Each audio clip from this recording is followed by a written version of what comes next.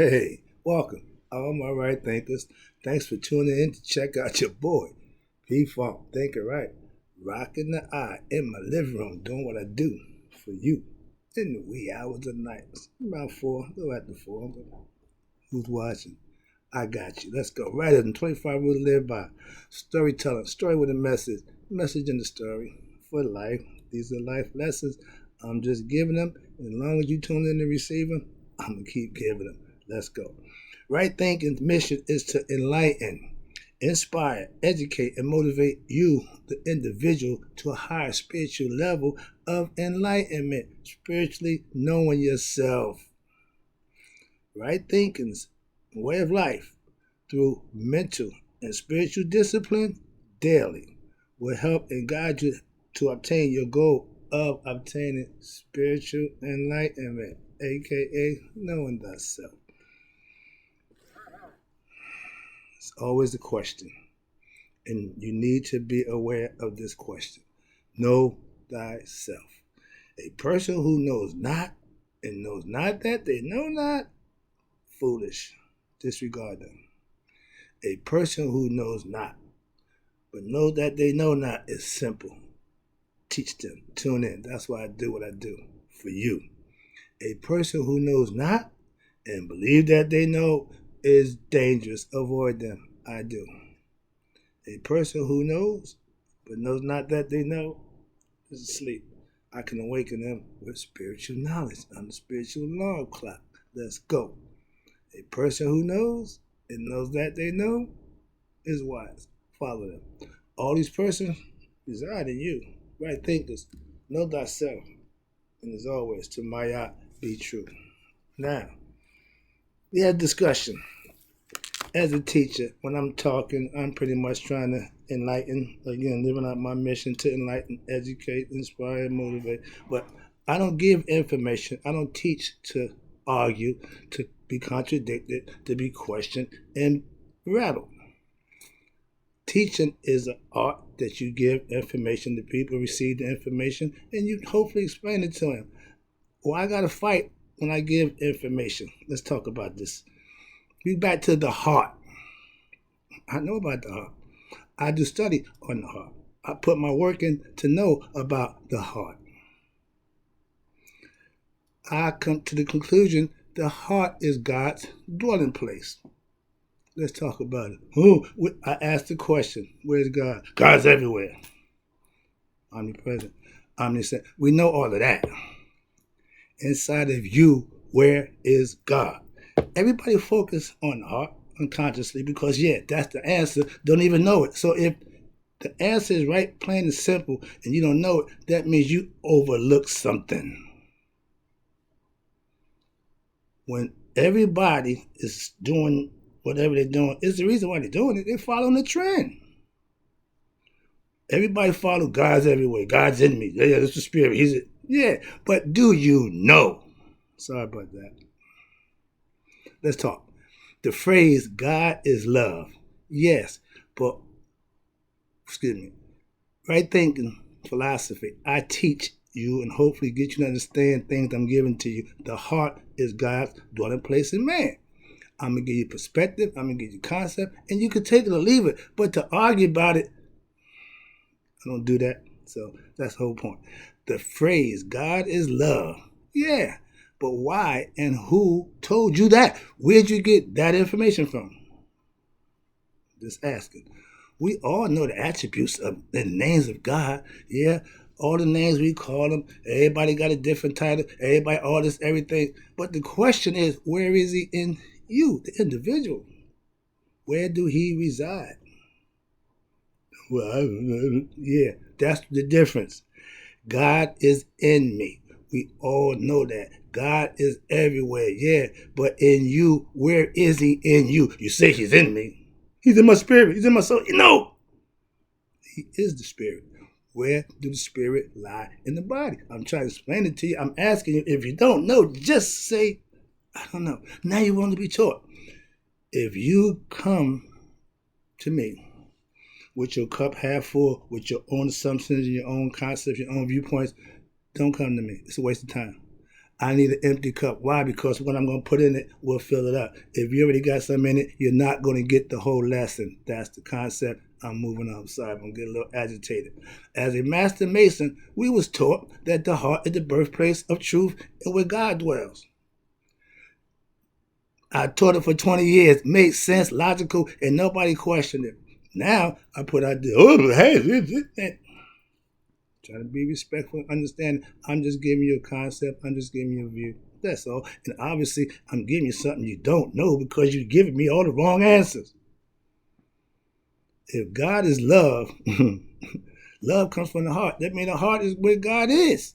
It ain't a big whoop to do, but I'm just trying to teach a concept. So I'm just trying to make sure I drive this point home because you really don't get the concept, oh, God is in me. God is everywhere. Yeah, that's just the stereotypical run-of-the-mill nonsense. Get some understanding. If you don't know, you don't know. But if you think you know, dangerous. I'll avoid that. God so loved us, and he still do. Yeah. But the concept of you need to know that God is in you, but you need to know where. You need to understand why. And all this is important to know God. That's why I teach. Knowing him, just believing him don't mean much.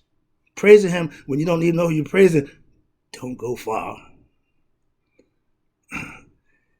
If your heart generates love, then it makes sense that if God is love, and love comes from the heart, need I say more? Think about why the heart is so important even after death. We could take the heart and reuse it again, and it'll work for somebody else. What do you think that is? We ain't had any swimming brains yet. We haven't done that yet. Nah, we can do other body parts too. Okay, but understanding the heart is where it's at. Our heart has a brain. They didn't teach you that in the biblical theological concepts. Why? They didn't take that part. They took what they wanted and made up the rest. Conceptually, I'm just saying. But I know for a fact, and the Egyptian judgment story tells you about the heart.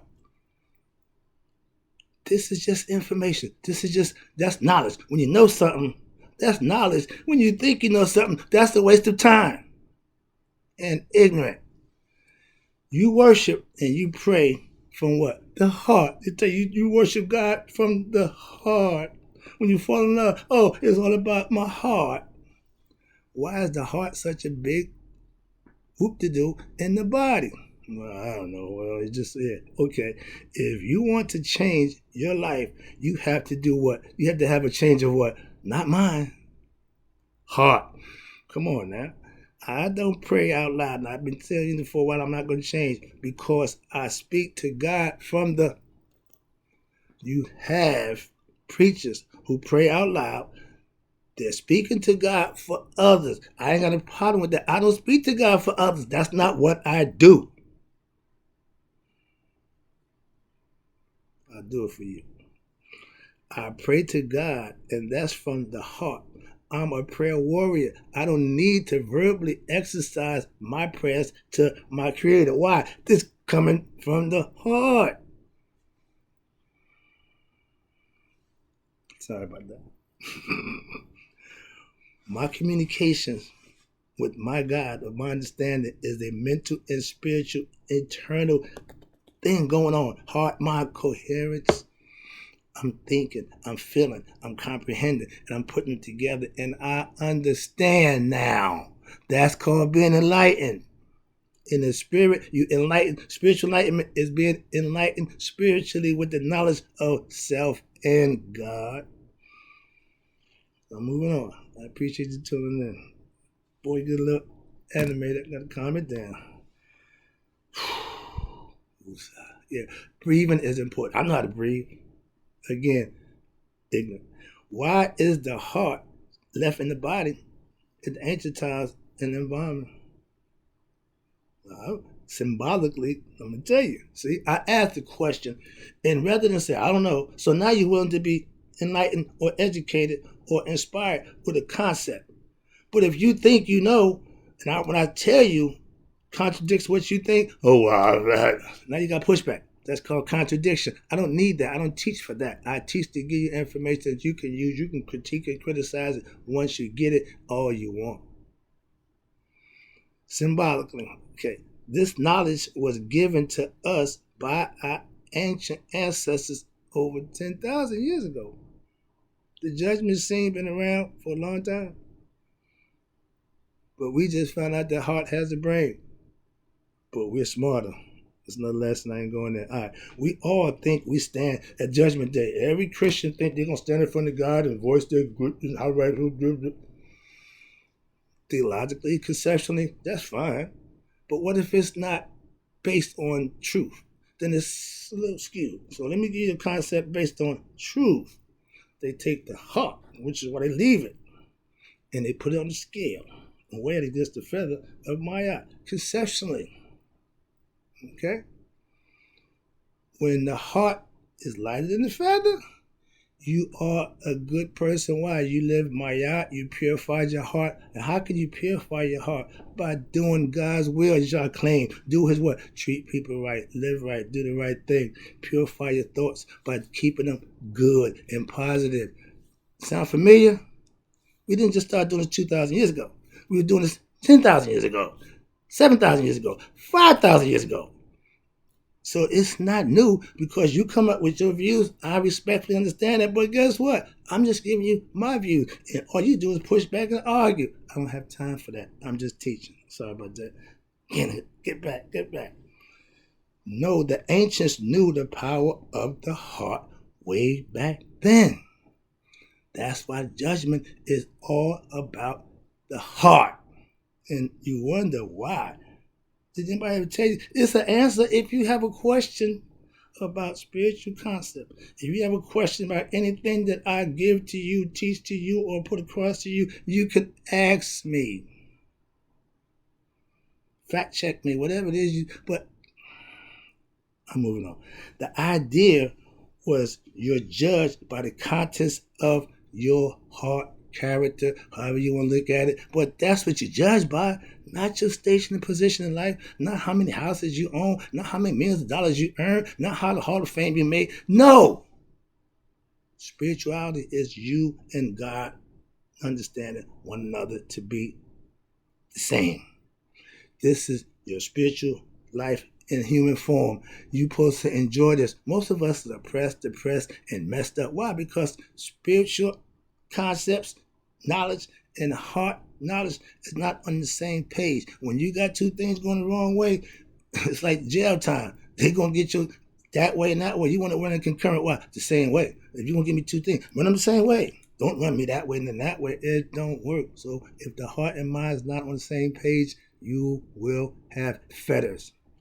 In other words, self-inflicted problems from being ignorant. All right, last one, then I'm wrapping up. I appreciate you tuning in. Sorry about this, but yeah, I'm talking about something that I know, and I'm going to make my point known. I know what I'm talking about. The heart serves the body. If you think the brain runs the show, and most people think that the brain runs the show, most people are ignorant.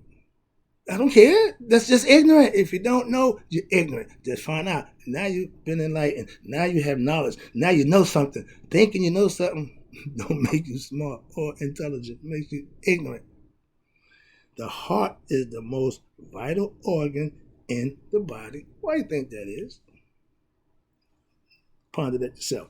The heart, okay, can be used over and over again. If I had time, I'd tell a story about how the heart told an individual who killed the person that the heart came from. Fascinating story, but true story. And that's what I'm trying to tell you, the power of the heart. That's where God does his business inside man. If your heart is heavy, meaning we're going to scale, oh, you done had a bunch of feathers, you've been living wild and ignorant, you was a Satanian, you living off the ego. You edge God out. So when it's come time to be judged by God, you got no God in you. Okay? Having God in you makes your heart light as the feather. Now you got something. If you comprehend and understand that concept, your life should be important to you to live a certain way. Why? Because that's coming. We know death in this body is imminent. The question is, y'all put you heaven and hell. It's still an afterlife. It's still living after you're here. So the ancients gave you the concept, laid out for you. I'm just saying. And then in the end, when you're living right, your heart is light as a feather, like Mr. Right. My heart is light. Why? I'm living right. You can do the same thing. Tune in. I got more lessons for you. Live them like I do.